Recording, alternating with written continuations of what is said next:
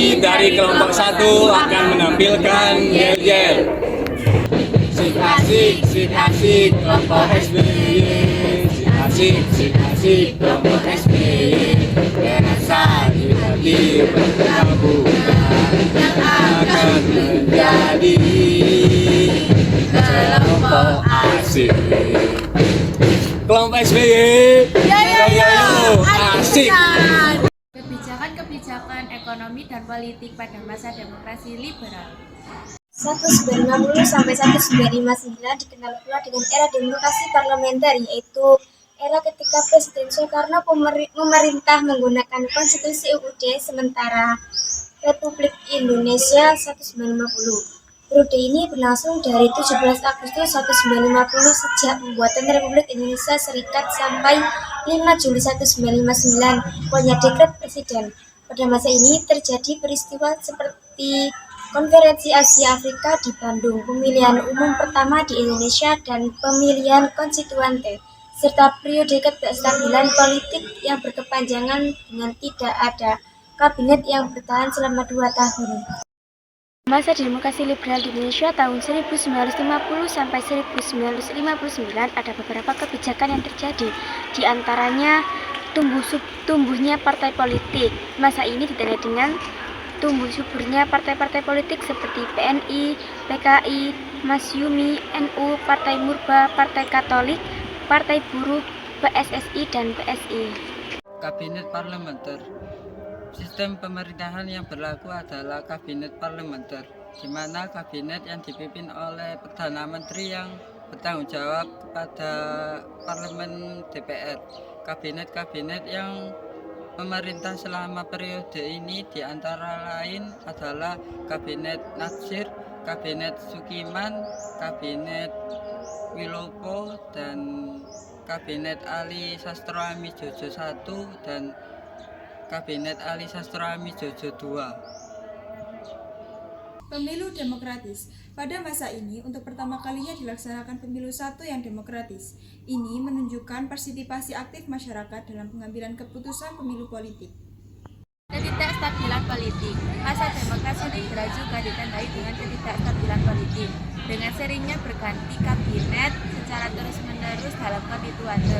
Hal ini menyebabkan situasi politik tidak terjadi dan berdampak pada stabilitas negara. Ali Sastroami Jojo. Tumbangnya demokrasi parlementer atau disebut demokrasi liberal ditandai dengan pencalonan Ali Sastroami Jojo sebagai Perdana Menteri yang kemudian memicu penegasan pemberlakuan demokrasi yang dipimpin oleh Presiden Soekarno.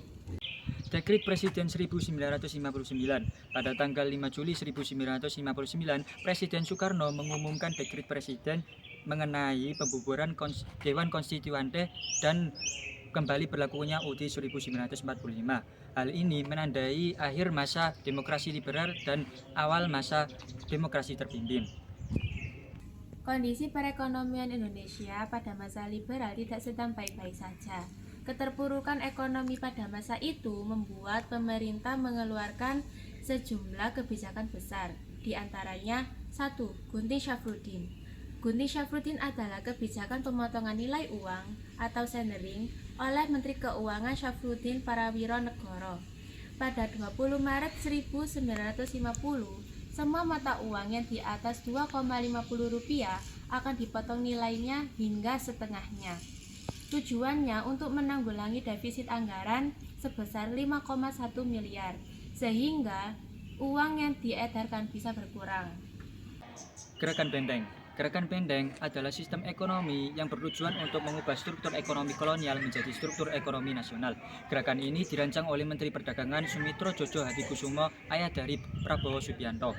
Gerakan ini diwujudkan dengan menumbuhkan pengusaha lewat kredit. Sayangnya, program ini gagal dikarenakan pengusaha tak mampu bersaing.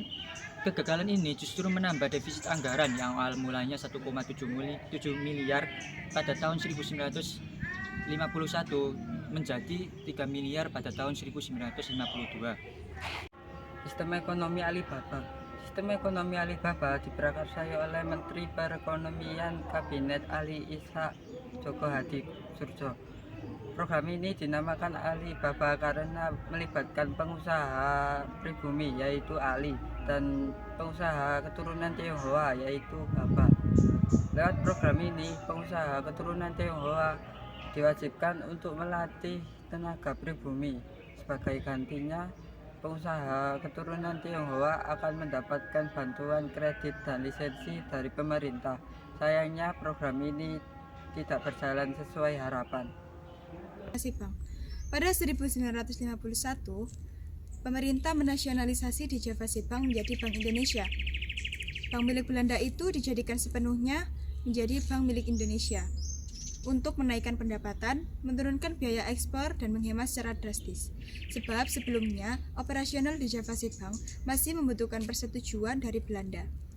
Dengan nasionalisasi bank milik Belanda, pemerintah lebih leluasa menjalankan kebijakan ekonomi dan moneter. Persaingan finansial ekonomi. Utang ke Belanda seperti yang telah disepakati lewat Konferensi Meja Bundar sangat memberatkan Indonesia. Oleh karena itu, pada tanggal 7 Januari 1996, Indonesia memutuskan mengambil langkah melakukan finansial ekonomi yang berisi 1. Persetujuan hasil Konferensi Meja Bundar dibatalkan. Yang kedua, Indonesia keluar dari Uni Indonesia Belanda. Yang akibatnya banyak pengusaha Belanda menjual perusahaan-perusahaannya. Di sisi lain, pengusaha pribumi tidak mampu mengambil alih perusahaan-perusahaan tersebut.